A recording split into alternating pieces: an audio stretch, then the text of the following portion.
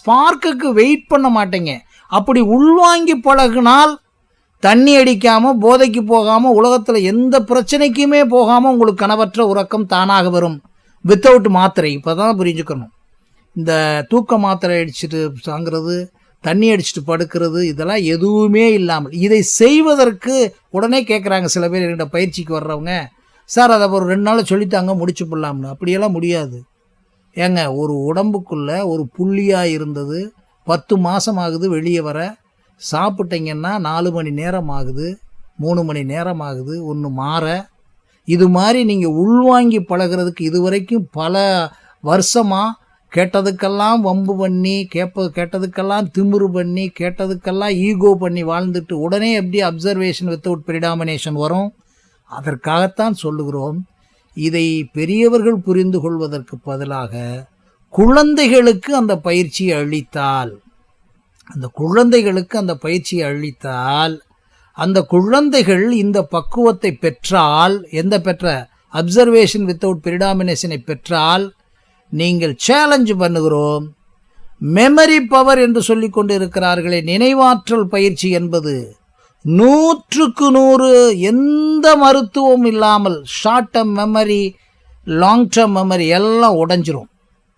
அப்போ இந்த பிரெயினில் இருக்கக்கூடிய ஒவ்வொரு செல்லும் பயன்பட ஆரம்பிக்கும். இது அறிவியல் உண்மை. இவைகளை புரிந்து கொண்டால் கனவற்ற உறக்கம் சரியாக வரும். எவனுக்கு கனவற்ற உறக்கம் வருகிறதோ அவன் காலையில் உற்சாகமாக எழ முடியும். எவன் உற்சாகம் எழுகின்றானோ உற்சாகமாக வேலை பார்க்க முடியும். எவன் உற்சாகமாக வேலை பார்க்கின்றானோ அவன் உற்சாகமாக வாழ முடியும் என்பது அறிவியல் உண்மையாக தான் சொல்கிறேன். நீங்கள் அந்த கனவற்ற உறக்கம் என்பது கலோரியை கட்டுப்படுத்தும் என்றால், நம்ம உடம்புக்குள்ளே இருக்க வெறும் எரிசக்தி கலோரியை மட்டுமல்ல, இயல்பான வாழ்க்கையை உருவாக்கிவிடும். அடுத்த ஒரு விஷயம் நீங்கள் இந்த டென்ஷன் தான் மிகப்பெரிய முக்கியமான விஷயம். இதை எப்படி போக்குறது? டென்ஷன் போனால் தானே இந்த உடல் பருமனுக்கு பிரச்சனை, சர்க்கரை நோய்க்கு பிரச்சனை. இதுக்கு ஒரு 10 வகையான கோட்பாடுகள் இருக்கிறது. முதலிலே டென்ஷனை போக்குறதுக்கு இப்போ தியானம் நிச்சயமாக தற்காலிகம், யோகா தற்காலிகம், மற்ற எல்லாமே தற்காலிகம், வாக்கிங்கும் தற்காலிகமாக தான் இருக்கும். ஆனால் எண்ணத்தால் எரித்தால் டென்ஷன் ஃப்ரீ. அதை ரொம்ப முக்கியம் புரிச்சுங்க. அப்படின்னா என்ன? ஒவ்வொரு மனிதனுக்கும் டென்ஷன் எப்படி வருகிறது, மன அழுத்தம் எப்படி வருகிறது? எண்ணத்தினால்தான் வருகிறது, சந்தேகமே இல்லைல்ல. அந்த எண்ணத்தை இவங்க என்ன நினைக்கிறாங்கன்னா, கோயிலுக்கு போய் சாமியை கும்பிட்ட உடனே போயிரும்னு போய் அங்கே போய் கடவுள்கிட்ட போய் கொட்டுறாங்க. இப்போ எம்டி ஆகுறாங்க. இப்போ நீங்கள் இந்த கோவிலுக்கெல்லாம் போகிறவுடைய ரகசியம் என்ன தெரியுமா? இந்த கோவிலுக்கு போகிறது, சர்ச்சுக்கு போகிறது, இந்த மாஸ்க்குக்கு போகிறதெல்லாம் வேறு ஒன்றும் இல்லைங்க. அறிவியல் உண்மை என்னன்னு சொன்னால், போய் ஆண்டவன்கிட்ட கொட்டுறாங்க. ஏன்னா பக்கத்தில் இருக்கவன்ட்ட சொன்னால் வேறு மாதிரி அணுகுண்டு வச்சுருவான், அல்லது அதை கேட்டுக்கிட்டே இருந்து கொஞ்ச நாள் கழித்து அதே எதிரி ஆயிடுறான். இப்போ இவங்க போய் தாய்மார்கள்லாம் மேக்சிமம் பெண்களெல்லாம் கோயிலில் போய் கொட்டுவாங்க. ஆண்டவனே இந்த மாதிரி நடந்துருச்சு, என் ஹஸ்பண்ட் இப்படி இருக்கான், என் பிள்ளைங்க இப்படி இருக்குது, எனக்கு சொல்லு. அதே மாதிரி இந்த கிறிஸ்துவ பெரிய பெரிய நிகழ்ச்சிகள்லாம் பார்த்தீங்கன்னா அவங்க அப்படியே கதறுவாங்க. இதெல்லாம் உண்மையான விஷயம்.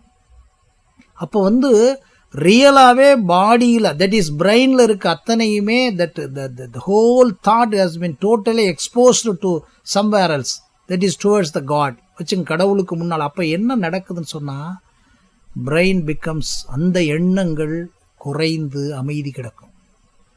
அப்போ அமைதி கிடைக்குது இல்லைங்களா?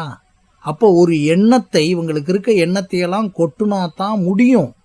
அதுக்கு தான் இன்றைக்கி கவுன்சிலிங் மெத்தட்லாம் வந்தது. இன்றைக்கி கவுன்சிலிங் என்ற முறையில் ஃப்ராடு பண்ண ஆரம்பிச்சிட்டாங்க. இந்த சாமியார்கள்லாம் என்ன பண்ணிட்டாங்க, வாங்க. ரெண்டாவது, இன்றைக்கி முதல்ல இருந்த சாமியார்கள்லாம் நீங்கள் எப்படின்னு சொன்னால், அந்த குருமார்களெல்லாம் கடவுளை பற்றி சொல்லுவாங்க, உங்களுக்கு ஞானத்தை பற்றி சொல்லுவாங்க. இப்போ என்ன ஆரம்பிச்சிட்டாங்கன்னா, அத்தனைக்கும் உனக்கு வேண்டி எத்தனை மார்க் எடுக்கணுமா ஓடியா, உனக்கு வியாதி போகணுமா ஓடியா, எல்லாம் சொல்ல ஆரம்பித்தோன்னா இவன் போவான், நம்மால் பூரா அசந்து போயிருக்கான் இல்லைங்களா? சரி, எங்கேயாச்சும் ஒரு ஆற்றுப்படுத்த போகிறான். பட் இது என்ன விஷயம்னா, இவனுக்குள்ளே இருக்கக்கூடிய அரிச்சுக்கிட்டு இருக்க, இவனை உழப்பிக்கிட்டு இருக்கக்கூடிய இந்த எண்ணங்களை தீர்ப்பதற்குத்தானே ஒரு சாமியாரை தேடுறான். பட் அது இல்லைன்னு சொல்கிறோம் நாங்கள். ரொம்ப முக்கியமான விஷயம். உங்களுக்குள்ள இருக்கக்கூடிய பிரச்சனையை நீங்க நினைக்கிற கடவுள் கூட தீர்த்து வைக்க முடியாது. ஏன்னால் உங்களுடைய பிரச்சனை உங்களுடைய எண்ணங்களினால் உருவானது. எப்படி பிரச்சனை உருவாகும்னா, தீதும் நன்றும் பிறதர வாரா மட்டும் இல்லை, உங்களுடைய எண்ணங்கள்னாலையும் உருவாகும். உங்களை சுற்றி இருக்கக்கூடிய சூழல்கள், பெற்றோர்களாக இருக்கட்டும் அல்லது சுற்றி இருக்கவங்களால் எண்ணங்கள்னாலும் உருவாகும்.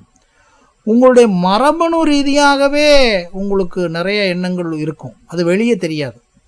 நீங்கள் சிறைச்சாலைகளுக்கெல்லாம் ட்ரைனிங் போகும்போது நாங்கள் பார்த்த அனுபவம் எப்படின்னா, உள்ளே இருக்கவங்க பல பேர் ஏப்பா நீ இந்த மாதிரி கொலை கேஸுகளில் மாட்டியிருக்கேன்னா, சார் எனக்கு தெரியலை சார், கோபம் வந்துச்சு சார், அருவாள் எடுத்து போட்டுட்டேன்றான்.